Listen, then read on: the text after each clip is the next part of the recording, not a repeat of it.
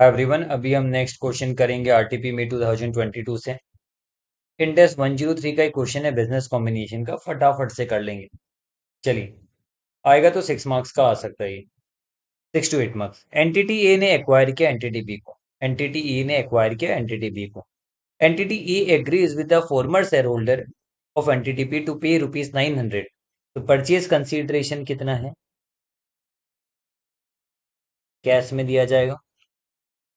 900 का purchase consideration है। With an additional payment of ₹500 if the subsequent earnings of entity B reach a specified target in 3 years।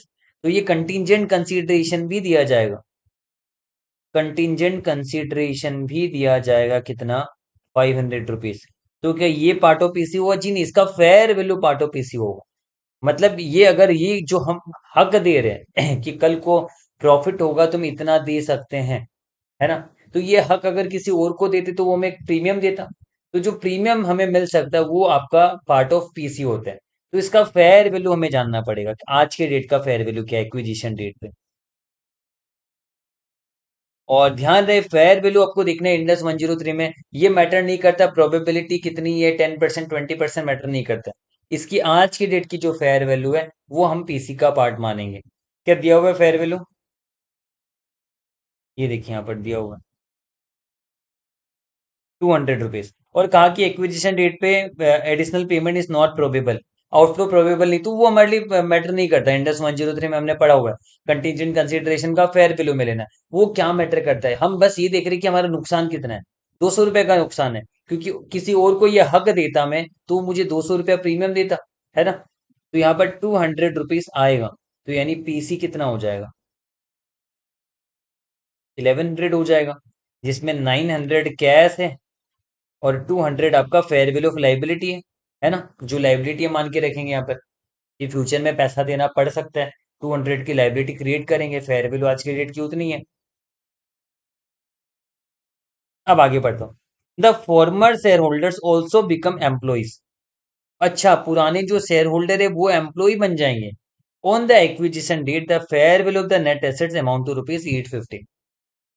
तो हमने एक चीज पढ़ा है कि अगर पुराने शेयर होल्डर एम्प्लॉय बन जाएंगे, है ना, और हम ऐसा कोई कंडीशन डाल देंगे कि उनको एम्प्लॉय बना ही रहना पड़ेगा, तभी उनको ये ₹500 मिलेगा, अदरवाइज नहीं मिलेगा। तो ऐसे सिचुएशन में ये 500 आपका इंडेक्स 102 में एम्प्लॉय बेनिफिट के अंदर चला जाता है। इसका जो भी हिस्सा रहता है वो पीसी का पार्ट नहीं बनता है। लेकिन यहाँ पर अभी तक क्लियर नहीं किया इन्होंने कि ये 500 का जो हमने 200 लिया है ना, ये आपका पीसी का पार्ट बनेगा या एम्प्लॉय का पार्ट बनेगा, एम्प्लॉय बेनिफिट का पार्ट बनेगा। देख लेंगे आगे। नेट एसेट कितने का? 850 का नेट एसेट है। Over the next 3 years the cumulative earnings of entity B before considering the effect of additional payment amount to ₹1050। At the end of year 3 entity A ने ₹500 payment कर दिया, इस condition में बाद में पेमेंट किया।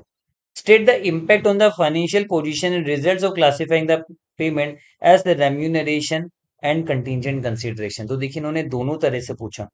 बोला कि आपका जो कंटीजेंट कंसीडरेशन है उसे आप समझो जो पेमेंट हो रहा है ना आपका ₹500 का, या फिर आप इसे रेम्यूनरेशन समझो। दोनों तरीके से करके बताओ। तो पहले एक बार तो मैं मानता हूं कि चलो ठीक है, एम्प्लॉय का केस नहीं है, जैसे मैंने समझा 1100 पीसी होगा, तो उसके हिसाब से बैलेंस शीट कैसा दिखता हमारा? हम कहते हैं आइडेंटिफाइबल नेट एसेट्स हमारा 850 का आता। एनसीए नील है क्योंकि पूरा 100% एक्विजिशन ही मान रहे, कुछ बोला नहीं है एनसीए के बारे में। एनसीए नील ही है। 850 का एसेट आया। पैसा मैंने दे दिया कितना? ₹900 कैश दिए। और लाइबिलिटी इनकर्ड है मेरा 200 का, जो कि कंटिजेंट कंसीडरेशन है। तो 1100 मैंने पैसे दिए और 850 का एसेट आया, है ना? दोनों मिला के 1100 हुआ। 850 का एसेट आया, यानी 250 250 का गुडविल है। 250 क्या होगा? गुडविल हो जाएगा हमारा। ये हमने समझा 250 क्या होगा? गुडविल होगा। तो देखिए, यहाँ पर एक सिचुएशन में तो मैंने यहाँ पर कर रखा हुआ है। अगर पीसी 1100 है तो बैलेंस शीट मैंने बनाया और मैंने कहा गुडविल बैलेंसिंग फिगर कितना है? 250 है। अब देखिए, लास्ट में आपने 3 साल में कमाया कितना? 1050 कमाया और ₹500 दिया। अब फर्दर एक्विजिशन डेट तक की जो इफेक्ट होता है वो गुडविल में दिखाते हैं। पोस्ट एक्विजिशन जो भी चेंज आएगा वो पीएल में जाएगा। तो देखिए, फर्दर आपका 1050 का कमाई हुआ और ₹500 आपने दे भी दिया। तो 1050 का कमाई हुआ, आपने 500 रुपया दिया, लेकिन 500 रुपया पेमेंट किया तो पूरा 500 रुपया क्या प्रॉफिट से माइनस करोगे कि 300 करोगे? क्योंकि 200 तो पुराना लाइबिलिटी माइनस होगा ना, डिस्चार्ज। रिमेनिंग 300 हम प्रॉफिट से माइनस करेंगे। यानी अल्टीमेटली एंट्री क्या होगा? मैंने पैसे दे दिए टू बैंक 500 रुपये, जो 500 मैंने दे दिए। अब मेरा लाइबिलिटी ऑलरेडी बना हुआ था 200 का, वो लाइबिलिटी डेबिट हो जाएगा, डिस्चार्ज हो गया। बाकी तो मैं पीएल में दिखाऊंगा 300 रुपये। ये मेरा एंट्री होगा यहाँ पर। तो इसलिए जो मेरा प्रॉफिट हुआ, ये पीएलई अर्निंग्स, ये मेरा प्रॉफिट हुआ 1050। इसमें से जो पेमेंट किया मैंने 500 नहीं माइनस करूंगा, 300 माइनस करूंगा। तो बैलेंस प्रॉफिट मेरा 750 रहेगा, क्योंकि 200 का लाइबिलिटी बना हुआ है। यहाँ पर देखिए लाइबिलिटी पुराना रिकॉग्नाइज्ड है, 300 एडिशनल लाइबिलिटी हमें क्रिएट करना है, जो पीएल में चार्ज होगा 500 पेमेंट कर देंगे। तो ये एंट्री आपका काम का है, आप चाहो तो एग्जाम में ये एंट्री दिखा भी सकते हो। अब दूसरा सिचुएशन, हम मानते कि 500 रुपए जो है ये एम्प्लॉय से रिलेटेड पार्ट है और इनमें से पीसी का हिस्सा नहीं माने। अगर मान लो, अगर मैं 200 को not considered PC, not considered part of PC, मतलब पूरा entire 500 he part of PC नहीं होगा, तो उसका रिलेटेड फेयर वैल्यू को भी पीसी में नहीं मानेंगे, हम कहेंगे एम्प्लॉय बेनिफिट का केस है। तो वो तो over the period of service दिखाया जाता है ना? तो over the period of service हम दिखाएंगे, 500 रुपए जो भी रहेगा भी नहीं दिखाएंगे। तो हमारा इनिशियल बैलेंस शीट क्या बनेगा एक्विजिशन रेट पे?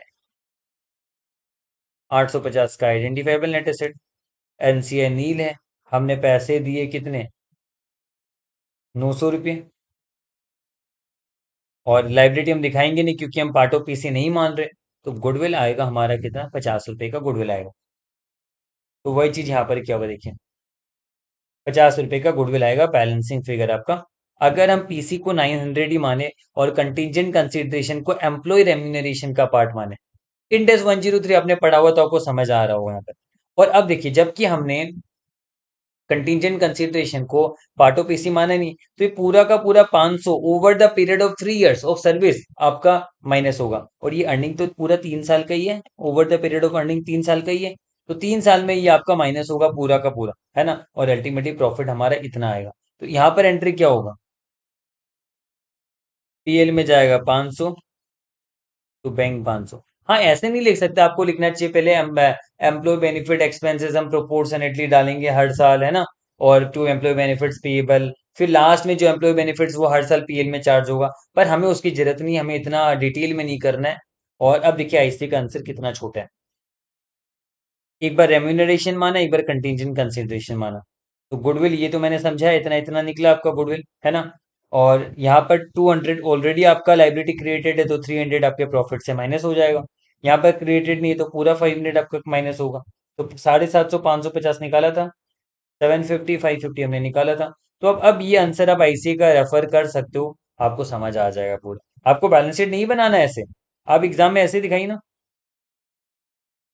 Calculation of goodwill, identifiable net asset, या फिर आप ऐसे दिखा सकते हो पहले, पीसी कैश में दिया 900, फिर से पीसी लाइबिलिटी दिया 200, है ना?